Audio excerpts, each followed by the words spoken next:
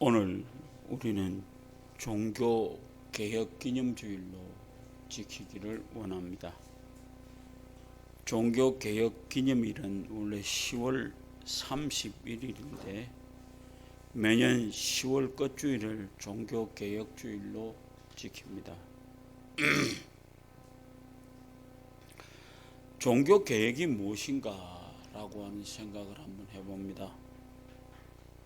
오늘 우리에게 요구하시는 하나님의 뜻이 무엇이고 또 성도들이 어떻게 이 날을 지킬 것인가를 생각하면서 함께 은혜 받는 시간 되기를 원합니다.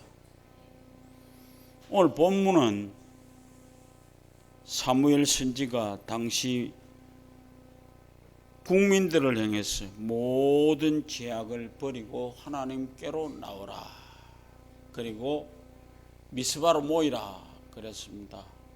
그 미스바로 모이는 이유가 기도하기 위해서 미스바로 모이라고 그랬습니다. 그런데 그때 우리가 잘 알다시피 이 인간들이 제대로 섬기지를 못해가지고 이스라엘 자손들이 미스바로 모였다는 소식을 듣고 블레셋 군대가 쳐들어오기 시작했습니다. 그래서 이스라엘 사람들이 미스바로 모였는데 바로 블레셋 군대가 쳐들어오기 시작한 겁니다. 그런데 그때 사무엘은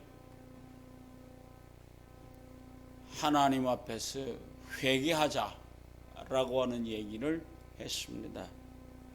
그래서 민족 대각성 운동이 일어나기 시작했습니다.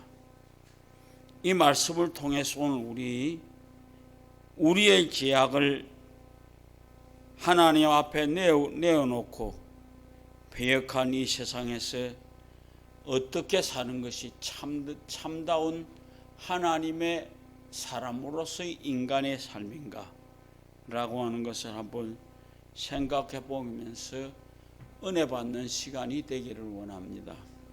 첫째로 종교개혁주일이라는 것에 대해서 말씀을 드리겠습니다. 매년 10월 끝주일, 그러니까 10월 마지막 주일이가 됩니다. 오늘 우리는 한 주간 땡겨서 이 주간을 지킵니다. 왜 그런가 하니 우리 좀 사정이 있어서 이제 10월 끝주일이 아닌 10월 25일 주일날 이렇게 지나간다라고 하는 것을 한번 생각해 봅니다. 옛날 종교개혁에 대해서 말씀을 드려도 사람들은 곧 잊어버립니다. 그래서 오늘 또 종교개혁에 대해서 간단하게 먼저 설명드리겠습니다. 종교개혁주일이란 지금으로부터 505년 전, 그러니까 1517년 10월 31일 날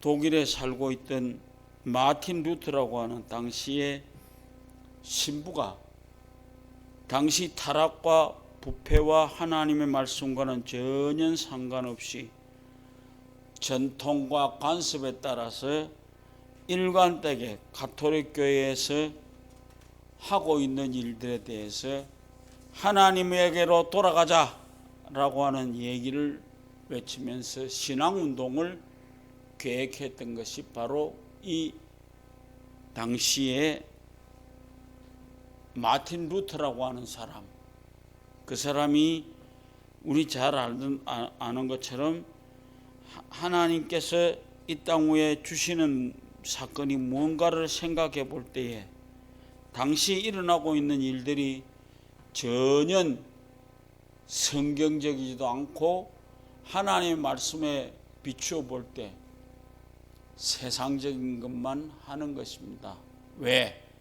그때 베드로 성당을 지으려고 생각을 했습니다. 어마무시하게 큰 성당을 지으면서 돈이 없습니다.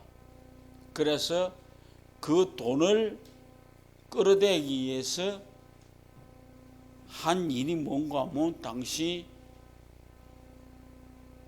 그 많은 캐토릭을 믿는 사람들에게 면죄부를 팔았습니다. 면죄부가 뭐냐 하면은 바로 우리가 당시 천주교가 가지고 있는 사상 중에 연옥이라고 하는 교리가 있습니다. 사람이 죽으면 바로 천국을 가든지 지옥을 가든지 결판이 나야 되는데, 그때 캐토릭이 가지고 있는 사상은 죽으면은 잠시 머물렀다 가는 곳이 있습니다. 그게 바로 연옥입니다. 그러니까 이 연옥에 잠시 머무르는 사람들을 빼어돌리기 위해서 면죄부를 팔았습니다. 아주 거창합니다. 알베르토라고 하는 사람이 면죄부 판매를 위해서 전부 우리말로 하면 도매를 했습니다. 그래서 이익금을 교황과 반분하기로 하고 당시 유명한 웅병가 태제를 고용해서 그의 신학박사 학위를 내세우면서 그 태첼이 중심이 되어져서 유명한 얘기를 합니다. 여러분이 면죄부를 사는 순간 여러분의 동전이 이 헌금함에 땅랑하고 떨어져 가는 그 순간 연옥에 있던 여러분의 아버지는, 여러분의 형제는 천국으로 올라갑니다. 이런 거창한 얘기를 하기 시작했습니다. 그래, 그 얘기를 듣고 있던 루터가 이건 아니다. 그래서 비텐베르크 대학 정문에다 갖다 붙였습니다. 당시 이 쇼를 하고 있는 이 교황에게 95가지의 논제를 붙이고 우리 한번 의논해보자. 어느 것이 옳은지 한번 해보자 라고 루트는 당시 그 추상 같은 캐톨릭 교회에 대해서 반기를 들었습니다. 그러면서 타락한 교회가 회개를 해야 된다고 자신 있게 외쳤습니다. 바로 이와 같은 루터의 얘기는 세례 요한이 처음 이 땅에 왔을 때에 했던 얘기, 회개하라 천국이 가까웠느니라. 예수님이 나타나실 때도 하신 말씀이 회개하라 천국이 가까웠느니라 하는 말씀처럼 바로 이 루터가 우리 잘 알다시피 하나님이 진노하셨다. 그래서 마태복음 3장 7절로 12절 말씀처럼 세례요한은 바리새인과 사두개인들이 그에게 오는 것을 보고 독사의 자식들아, 누가 너희를 보고 이 진노에서 면하라고 하더냐 라고 하는 얘기를 하면서 회개에 합당한 열매를 맺고 속으로 아브라함이 우리 조상이라고 생각하지 말라. 내가 너희에게 이르노니 하나님이 너희 이 돌들로도 아브라함의 자손이 될 수 있도록 하실 것이다. 그러면서 하는 말이 내가 너희에게 이르노니 이미 도끼가 나무 뿌리에 놓였으니 좋은 열매 맺지 않은 나무마다 찍혀서 불에 던져오리라. 그야말로 엄청난 외로운 투쟁이 세례 요한이 하고 있었습니다. 우리는 루터가 마치 세례 요한과도 같은 외로운 투쟁을 시작한 겁니다. 그래서 그가 루터가 외친 말씀 중에 유명한 세 가지가 있습니다. 첫째, 하나님이 말씀이 있는 없는 곳이라면은 천국이라도 살 수가 없고, 하나님의 말씀이 있는 곳이라면 비록 그곳이 지옥이라도 나는 가겠다라고 하는 것이 루터의 외침이었습니다. 믿음으로 사는 사람은 하나님의 말씀이 있는 그곳에 가서 산다라고 하는 분명한 자신이 있으시길 바랍니다. 둘째로, 하루에 2시간씩 기도하지 아니하면은 그날은 마귀에게 패한 날이다 라고 하면서 2시간씩 기도하는 루터. 셋째로, 음악을 모르는 사람은 목회자가 될 수 없다. 그래서 찬양이 얼마나 중요한가를 얘기했습니다. 그래서 우리가 부르셨던 방금 384장이 마틴 루터가 작사하고 작곡한 곳입니다. 그래서 내주는 강한 성이요 방패와 뱅기 되시니, 1529년 루터가 직접 작사 작곡한 찬송입니다. 그래서 루터는 오직 의인은 믿음으로 말미암아 살지니라, 이 유명한 일을 생각했습니다. 그래서 오늘 우리도 어떤 환난과 어떤 고통이 와도 승리할 수 있는 것은 오직 믿음으로 사는 자만이 승리할 수 있다라고 하는 것입니다. 두 번째로, 사무엘 선지자의 대각성 운동입니다. 오늘 본 말씀 보면 사무엘이 하나님의 신탁을 받고 백성들을 향하여 우상 숭배와 하나님의 뜻을 버리고 죄악에서 달려가는 길에서 돌이켜 하나님께로 돌아오라고 하는 회개를 촉구하는 엄청난 얘기를 했습니다. 이스라엘 백성들은 하나님의 선택받은 유일한 선민이었습니다. 그들은 종종 하나님을 버리고 이방신을 섬겼습니다. 그래서 하나님께서 이런 백성들에게 회개할 수 있는 기회를 주었습니다. 그것이 바로 사무엘이 너희 지금 하고 있는 이 어려운 일에서 돌이켜서 하나님께로 돌아오라 라고 했습니다. 그러니 그때 블레셋이 엄청난 군대를 끌고 이스라엘 백성이 미스바에 모였다는 얘기와 함께 모여들기 시작했습니다. 얼마나 겁났겠습니까? 그러니까 이스라엘 백성이 이 사무엘 선지에게 그럽니다. 당신은 하나님께 기도하시오. 우리는 그들에게서 이길 수 있는 길을 찾겠습니다 라고 하는 얘기를 했을 때 사무엘이 준 말이 뭡니까? 첫째로 우상을 버려라 라고 하는 것입니다.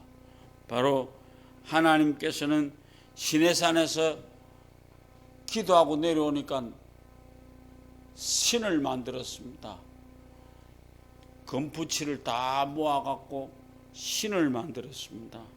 그래서 이 유명한 얘기합니다. 출애굽기 20장 3절서 내 앞에 다른 신을 내게 있게 하지 말라. 너희를 위하여 우상을 만들지 말라. 바로 이 유명한 얘기를 가지고 오늘 이 사무엘은 너희들 지금 하나님을 섬기는 곳으로 가거라. 너희가 지금 섬기고 있는 아스타롯이라고 하는 이것을 다 버리고 바알신도 버리고 하나님께로 나오라 그랬습니다. 개혁은 우상을 제거하는 겁니다. 한국 교회가 지금 잘못되고 있는 것이 뭔가 하면은 바로 가르치지 않습니다. 예수쟁이들이 지금도 아들, 딸 장가 보낼 때 신상에 가서 언제 날짜를 받으면 좋겠습니까? 옛날에 우리 잘 아는 김다림 권사님 있을 때 영감이 그거 했습니다. 그러면 우리 작은 방이 권사님이 앉아 있는데 그 방은 사람들 와서 잠시 머무르면 영감이 앞에서 정깨 빼고 다 돌려보내고 나면 여기 있던 사람이 들어갑니다. 그런데 놀라운 얘기는요, 우리 권사님이 거기 앉아 있는데 나 사익동 교회 권사입니다. 그렇게 하고 왔더래. 이 비름 올리는 거라 빨리 가라. 당신 같은 사람은 여기 없어도 된다. 하고 쫓아보냈답니다. 그렇게 하고 나니까 이 영감이 돈벌이 할 게 없어요. 그리고 그 2층에 올라가는 데다가 철학관이라고 써붙여 놨는데 이 할매가 그거 하면서 물 청소하면서 확 뜯어버린 거예요. 이 영감이 하는 말이, 야, 제발 나도 쪼개 먹고 살자. 그렇게 하더랍니다. 그런데 우리는 분명한 얘기가, 너희가 진심으로 여호와께 돌아오려거든 이방신들과 아스다롯을 너희에게서 제하고 너희 마음을 여호와께로 향하여 그만 섬기라. 너희를 브레셋 사람의 손에서 건져내시리라. 잘 기억하세요. 우리는 분명한 것 하나가 우상하고 우리하고는 관계가 없다는 것입니다. 분명히 알아야 됩니다. 우리 교회 중에서는 뭐 날짜 받으러 땡기고 그런 사람 없으니까 내가 하는 말입니다. 우리 분명한 것 하나는요, 우리가 우상을 제해야만 합니다. 두 번째로 마음을 하나님께로 향하고 오직 그만 섬기라. 이게 유명한 얘기입니다. 그래서 하나님께서 분명한 것 하나는 이스라엘 백성이 하나님을 섬길 때에는 이겼다 이게요. 하나님을 섬기지 않고 이방신을 섬겼습니다. 세 번째로 사무엘은 회개운동을 맺었습니다. 우리 잘 알다시피 바알과 아세라의 섬기는 사람들이 모여들었을 때 엘리야가 뭐라고 그랬습니까? 저 위에다가 너가 밤새도록 흔들어봤다 별 볼 일 없다. 비키라. 이제 내가 한번 해보겠노라. 그리고 물을 7통 갖다가 그 재물 위에 붓고 그 다음에 하나님 앞에 무릎을 꿇고 엎드려서 엘리야가 기도했습니다. 하나님, 여기다 불을 주십시오. 그래서 하나님이 진정한 하나님인 줄 알게 해 주시옵소서 그랬습니다. 우리 잘 알다시피 요나성에서 니누의 성에 그 백성들이 죽어야 되는 순간이 되었는데 요나가 외쳤죠. 회개해라. 그랬더니 왕부터 그 땅에 살고 있는 목축까지 전부 다 금식을 하고 기도했는데 하나님께서 그들을 살려 주었습니다. 마지막으로 오늘 이 시대가 요구하는 종교개혁은 어떤 것인가요? 이 나라가 잘 개혁되어져 가고 있습니까? 아니죠.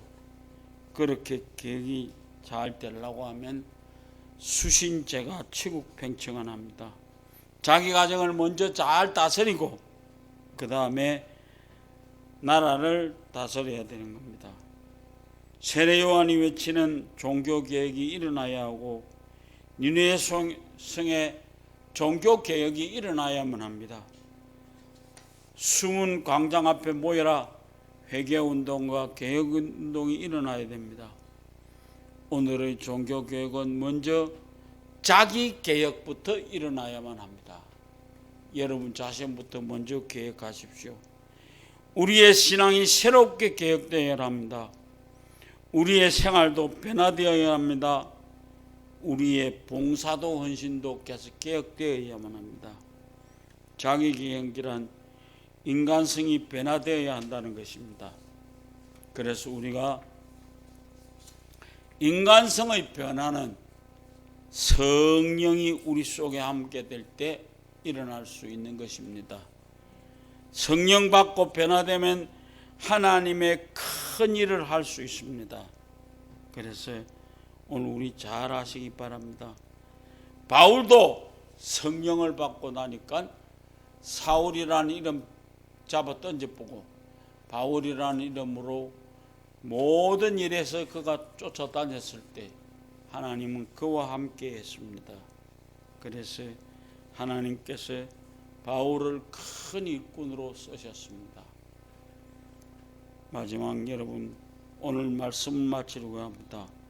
사랑하는 성도 여러분, 오늘 종교개혁주의를 먼저 자기 자신이 하나님 앞에 잘못된 것이 무엇인가 돌아보시기 바랍니다. 그리고 먼저 자기 자신이 하나님 앞에 바로 서야만 합니다.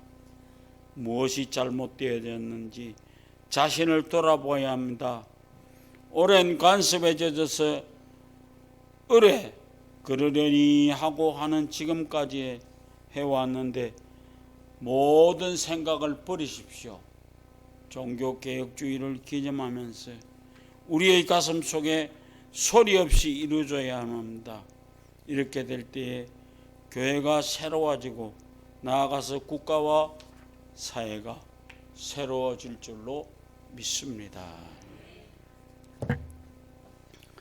사랑이 많으신 하나님 아버지,